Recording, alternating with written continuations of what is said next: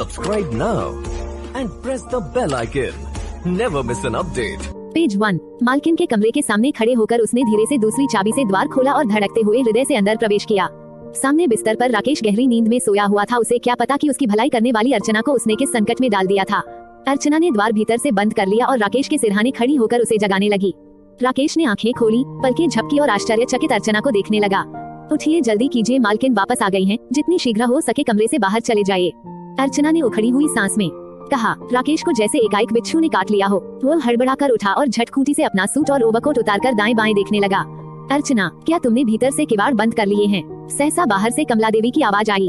राकेश घबराकर द्वार खोलने के लिए आगे बढ़ा ही था कि अर्चना ने झट उसका हाथ पकड़कर पीछे खींच लिया और चुप रहने का संकेत करती हुई उसे कपड़ों की अलमारी के पास खींच ले गई। उसने झट अलमारी के पट खोले और राकेश को भीतर धकेलकर तुरंत पट बंद करके बाहर से चाबी लगा दी।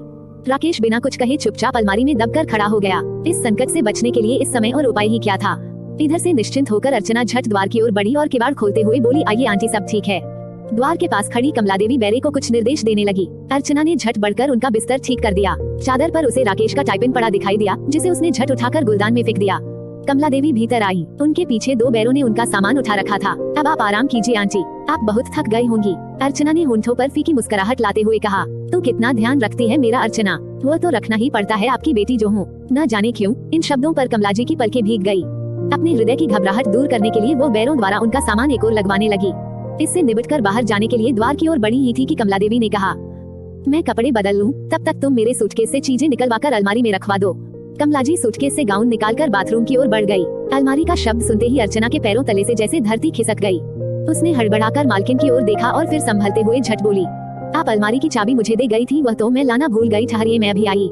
ये कहकर अर्चना तेजी से बाहर निकल गई। अलमारी में बंद राकेश यह वार्तालाप सुनकर घबरा गया। वह सोचने लगा, दुर्भाग्य ने उसे किस झंझट में डाल दिया। उसकी सांस घुटने लगी और हृदय तेजी से धड़कने लगा।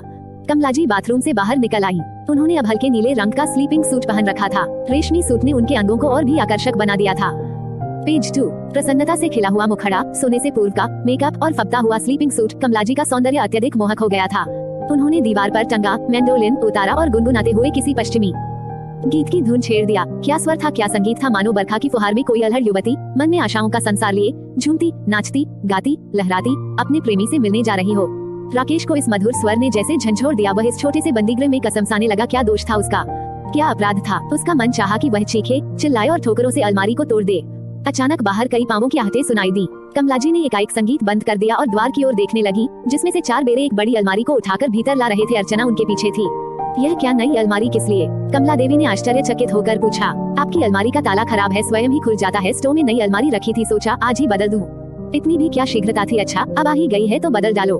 वीरों ने नई अलमारी कमरे में टिका दी और पुरानी अलमारी को उठाकर बाहर ले गए। बोझ से उनके शरीर टूट रहे थे, किंतु अर्चना शाबाश, सावधानी से कहती हुई उनका उत्साह बढ़ाए जा रही थी। राकेश को भीतर यूं अनुभव हो रहा था मानो उसे बांधकर उल्टा लटका दिया गया हो। वो पुकारना चाहता था, किंतु आवाज जैसे उसके गले में अटक गई हो। उसने सोचा, असमय की चीख चिल्लाहट उसके और अर्चना के लिए समस्या बन जाएगी। अलमारी के बाहर जाते ही अर्चना ने संतोष की सांस ली। आया हुआ संकट टल गया था। उसने शीघ्रता से अलमारी खोली और मालकिन के कपड़े सजाने लगी। कमला देवी ने मैंडोलिन पर पुनः गीत छेड़ दिया। कमरा मधुर सुरों से गुंजायमान हो उठा। मैंडोलिन उठाए हुए झूमती हुई कमलाजी लाल गुलाबों के फलदान के पास आई। एक खिला फूल उठाकर उन्होंने गालों से छुआ, सूंघा और फिर छाती से लगा लिया। सहसा उनकी दृष्टि फूलदान में जा पड़ी। झट हाथ डालकर उन्होंने एक टाइपिन निकाला और आश्चर्य से देखने लगी। धीरे धीरे उनके माथे पर सल्फें उभर आई। वह सोचने लगी, टाइपिन इस कमरे में कैसे आया? क्या उसकी अनुपस्थिति में इस कमरे का प्रयोग किया जाता है? किसके लिए? कौन आता है यहाँ? कमलाजी की आंखें क्रोध से भर उठी। टाइपिन हाथ में उठाए हुए उन्होंने घूरकर अर्चना को देखा।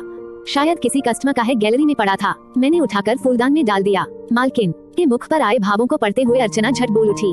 कमलाजी मुस्कुराई, फिर कुछ सोचकर उन्होंने सोने का टाइपिन अपने बालों में लगा लिया। बैरों ने राकेश वाली अलमारी को नीचे स्टोर रूम में रखकर स्टोव की बत्ती बुझा दी और बाहर का द्वार बंद कर दिया। ऊपर गैलरी से आकर अर्चना ने स्टोर रूम का द्वार खोला, फिर उसे सावधानी से भीतर से बंद किया, बत्ती जलाई और पेज 3। धीरे से राकेश वाली अलमारी का ताला खोल दिया। पट खुलते ही वह आश्चर्य से खड़ी रह गई। सामने राकेश मूर्तिमान अचेत बिना हिले डुले आंखें बंद किए खड़ा था। अर्चना ने धीरे से राकेश को पुकारा। कोई उत्तर न मिलने पर घबराकर उसने राकेश के कंधे पर हाथ रख दिया और उसे झंझोड़ने लगी। उसने तनिक उसे हिलाया ही था कि राकेश आगे को झुका और अर्चना की बाहों में झूल गया। सांस घुटने से वह बेसुध हो गया था। यदि अर्चना झट अलमारी को थामकर संभल न जाती तो राकेश समेत धड़ाम से गिर पड़ती। उसने कठिनता से राकेश के बोझ को संभाला और बाहों का सहारा देकर धीरे से फर्श पर लिटा दिया। झट बाथरूम से वह पानी का जग लाई और राकेश के मुंह पर छींटे देने लगी। थोड़ी देर के बाद राकेश के शरीर में हलचल हुई और वह बड़बड़ाया, मैं कहाँ हूँ? मेरे पास होटल के स्टोर में आप सुरक्षित स्थान पर हैं, यहाँ आपके आराम में कोई बाधा न डालेगा। आप यहाँ निश्चिंत होकर पूरी रात बिता सकते हैं। राकेश बौखलाकर खड़ा हो गया और बोला, नहीं नहीं, मैं क्या कोई चादर, तौलिया या नेपकिन हूँ जो मुझे यहाँ फेंक दिया गया है। मैं एक क्षण भी अब यहाँ नहीं रुकूंगा। ये हकर वह द्वार की ओर बढ़ा। सुनिए सुनिए, आप समझ नहीं रहे हैं कि मैं किस मुसीबत में हूँ। आप नहीं जानते कि मैं किस कठिनाई से आपको मालकिन के कमरे से निकाल कर लाई हूँ। ये कहकर वह राकेश को रोकने के लिए उसकी ओर मुड़ी। मुसीबत में तो आपने मुझे डाले रखा है और वह भी व्यर्थ। यदि आप थोड़ा सा बुद्धि का प्रयोग करती तो ये स्थिति न आती, मेरी ये दुर्दशा भी न होती। वह कैसे? अर्चना ने कुछ झुंझलाकर पूछा। आप उसी समय चुपके से मुझे अलमारी से निकाल देती जब आपकी मालकिन कपड़े बदलने बाथरूम में गई थी। ओह, आई एम सॉरी, घबराहट में ये सूझा ही नहीं मुझे। अर्चना ने आंखों ही आंखों में उससे क्षमा मांग लो। राकेश का क्रोध क्षण भर में लुप्त हो गया। वह अर्चना की बड़ी बड़ी आंखों में झांकने लगा। उसे बेचारी की बेबसी पर तरस आ रहा था, किंतु वह उसके आग्रह पर भी शेष रात स्टोव में गुजारने को तैयार नहीं हुआ। कुछ देर तक वह उसे यूं ही देखता रहा और फिर अपना सूट और ओवरकोट उठाकर चुपचाप बाहर निकल गया। अर्चना की समझ में कुछ न आया। वह बस उसे धुंधले प्रकाश में बाहर जाते हुए देखती रही। शायद वह उसके व्यवहार से रुष्ट हो गया था, पर अब वह क्या करती। परिस्थितियां ही कुछ ऐसी बन गईं कि वह घबरा गई थी। इन्हीं सोचों में अर्चना काउंटर पर लौट आई। अभी रिसेप्शन रूम में काउंटर पर आकर वह खड़ी ही हुई थी कि उसकी दृष्टि सामने सोफे पर बैठे हुए राकेश पर पड़ी। आंखें मिली और अर्चना ने दृष्टि झुका ली। बाहर अभी तक तूफान पूरे जोरों पर था। बादलों की गर्जन से घाटी गूंज रही थी। सुबह हुई तो सूर्य की किरणें खिड़कियों से छटकर रिसेप्शन रूम में आने लगी। राकेश सोफे पर सोया पड़ा था, शीत से ठिठुरे और थकान से चूर। उसके शरीर में गर्मी की एक लहर दौड़ पेज 4 गई। बाहर पेड़ों पर पक्षी चहचहा रहे थे। राकेश हड़बड़ाकर उठ बैठा। उसने ओवरकोट एक ओर फेंका और सूट की सल्टें दूर करने का प्रयत्न करने लगा। उसने धुंधली दृष्टि काउंटर पर डाली। अर्चना वहाँ न थी। शायद उसकी ड्यूटी समाप्त हो गई थी। उसके स्थान पर काउंटर पर अब एक युवक खड़ा था। कुछ लोग सामान उठवाए होटल से जा रहे थे। राकेश के मन में आशा का संचार हुआ और वह सोफे से उठकर काउंटर की ओर बढ़ा। वह रात वाली मैडम कहाँ है? काउंटर के पीछे खड़े युवक से राकेश ने पूछा। ओह, मिस अर्चना, इस समय उनकी ड्यूटी नहीं है। युवक ने उत्तर में कहा, जरा देखिए तो वेटिंग लिस्ट में मेरा नाम होगा। मिस अर्चना ने वचन दिया था कि प्रातः ही मुझे कमरा मिल जाएगा। युवक ने उसका नाम पूछा और सामने रखी लिस्ट पर दृष्टि डालते हुए कहा, आपके लिए कमरा नंबर 0303 रिजर्व कर दिया गया है। कमरा दूसरी मंजिल पर है और आपका सामान वहाँ पहुँचा दिया गया है। युवक ने रिजर्वेशन के रजिस्टर पर राकेश के हस्ताक्षर कराए और उसके हाथ में 303 नंबर कमरे की चाबी थमा दी। राकेश ने धन्यवाद दिया और झट सीढ़ियाँ चढ़ने लगा। कमरा मिल जाने की खुशी में वो उतावला सा हो रहा था। ध्यानमग्न ऊपरी मंजिल पर सीढ़ियाँ चढ़ते हुए अचानक वह नीचे उतरती महिला से टकरा गया।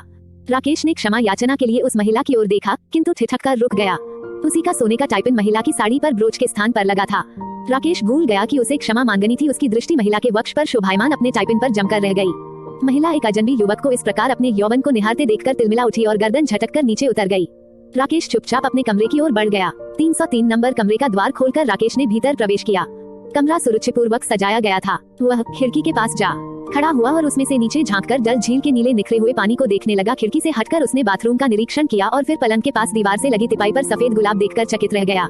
कमरे में आते हुए उसकी दृष्टि फूलों पर नहीं पड़ी थी। गुलदस्ते के पास ही एक कार्ड रखा था जिस पर लिखा था, होटल स्नोलैंड और उसके कर्मचारी आपका स्वागत करते हैं। आशा करती हूँ इस कमरे का मोहक वातावरण रात की कटुता कम कर देगा। नीचे लिखने वाले का नाम न होते हुए भी राकेश ने मुस्कुराकर कार्ड को चूम लिया। उसे यूं लगा जैसे वह इन शब्दों की लेखिका को युगों से जानता हो। उसे इन शब्दों में गुलाब के फूलों की महक आने लगी। इस महक ने उसकी धमनियों को, उसके रोए रोए को गुदगुदा दिया। वह सोचने लगा, क्या उस खिले हुए गुलाब से उसकी भेंट हो सकेगी? फूलों के साथ इस कार्ड ने रात के सब शिकवे दूर कर दिए थे। जब उसने अपनी कार होटल से बाहर निकाली, सुबह जवान हो रही थी। बाहर निकलने से पूर्व उसने 2-1 बार रिसेप्शन रूम में दृष्टि दौड़ाई, परंतु पेज 5 वह भोला भाला मुखड़ा कहीं दिखाई न दिया। उसके विषय में पूछकर वह अपने आप को लोगों की दृष्टि में संदेहास्पद नहीं बनाना चाहता था। अभी उसकी कार स्नोलैंड होटल की बाहरी सड़क का पहला मोड़ ही मुड़ी थी कि वह सहसा चौंक पड़ा। उसके पैर एकाएक ब्रेक पर जा लगे। उसकी दृष्टि धुंधले वातावरण से गुजरकर उस लड़की पर जा टिकी थी जो धीरे धीरे पग उठाती सड़क के किनारे पटरी पर चली जा रही थी। यह अर्चना ही थी। ब्रेक की चरमराहट से वह लड़की चौंक पड़ी और पलट कर देखने लगी। कार के शीशे के पीछे राकेश का मुस्कुराता चेहरा देखकर वह झेप गई। 2-4 क्षण तो वह निश्चेष्ट सी खड़ी रही, जैसे किसी अनहोनी बात को होते देखकर आश्चर्यचकित रह गई हो। फिर लजाई सी वह कार के पास आ गई। इस समय उसके गालों में लाल गुलाब का रंग निखर आया था। हेलो, गुड मॉर्निंग, राकेश ने मुस्कुराते हुए कहा। गुड मॉर्निंग, अर्चना लजाती हुई बोली। अरे सुबह सवेरे कहाँ जा रही हैं आप? मार्केट, मुझे कुछ शॉपिंग करनी है। आज मेरा वीकली ऑफ है, तो आइए मैं ले चलूं। अर्चना कुछ हिचकिचाई। राकेश ने कहा, क्या आप अपने उपकार का इतना सा बदला चुकाने का अवसर भी न देंगी? कैसा उपकार? वह तो मेरा कर्तव्य था, तो इसे मेरा कर्तव्य समझ लीजिएगा, आइए ना। ये कहकर राकेश ने कार का द्वार खोल दिया। अर्चना इस आग्रह पर इनकार न कर सकी और राकेश के साथ आकर बैठ गई। कल की अशिष्टता के लिए मुझे क्षमा कर दीजिएगा, राकेश ने कार चलाते हुए धीरे से कहा। कैसी अशिष्टता? मैं क्या जानती थी कि मेरी सहानुभूति आपके लिए मुसीबत बन जाएगी। परिस्थिति ही ऐसी हो गई, समस्या बन गई। अर्चना के होठों पर मंद मुस्कान बिखर गई। और मुझे भी क्या मालूम था कि मेरा यह अनुभव एक सुंदर घटना बन जाएगी। राकेश हंस पड़ा। सच पूछिए, बड़ा आनंद आया। अर्चना लजा गई। अनायास ही उसकी पलकें झुक गईं। राकेश ने अनुभव किया कि अर्चना शिष्ट, मधुरभाषिणी और सुंदर विचारों की युवती थी। वो उसकी लजीली मुद्रा से आनंदित होते हुए बोला, आप इस होटल में कब से हैं? जब से होश संभाला है। अर्थात मेरा इस दुनिया में कोई भी अपना नहीं, सिवाय कमला जी के। उन्होंने ही मुझे बचपन से पाल पोस कर बड़ा किया है। मेरे प्रति उनके मन में बहुत ही सहानुभूति और स्नेह है और मेरे मन में उनके प्रति अगाध श्रद्धा है। तो आप बिल्कुल अकेली हैं। जी, न माँ बाप न कोई बहन भाई, बस मैं हूँ जो स्वयं को हर समय किसी काम में व्यस्त रखती हूँ, भी इसी वातावरण में। बस यही मेरा जीवन है। ये जीवन तो बड़ा मनोरंजक है। आए दिन नए नए कैरेक्टर्स मिलते होंगे, नए चेहरे, नए स्वभाव, नई समस्याएं। जी, किंतु आप जैसे कम और रात जैसी समस्याएं भी नहीं। ये कहकर अर्चना हंस पड़ी। राकेश भी हंसने लगा। एक अज्ञात उल्लास मधु की भांति उसके मन में घुलता जा रहा था। कार बड़ी धीमी गति से चल रही थी। उसका मनचाहा काश ये यात्रा बहुत ही लंबी पेज 6 हो जाए और वह अर्चना से इसी प्रकार मधुर बात करता चला जाए। बस चले जाएं दोनों, अनंत तक चले जाएं।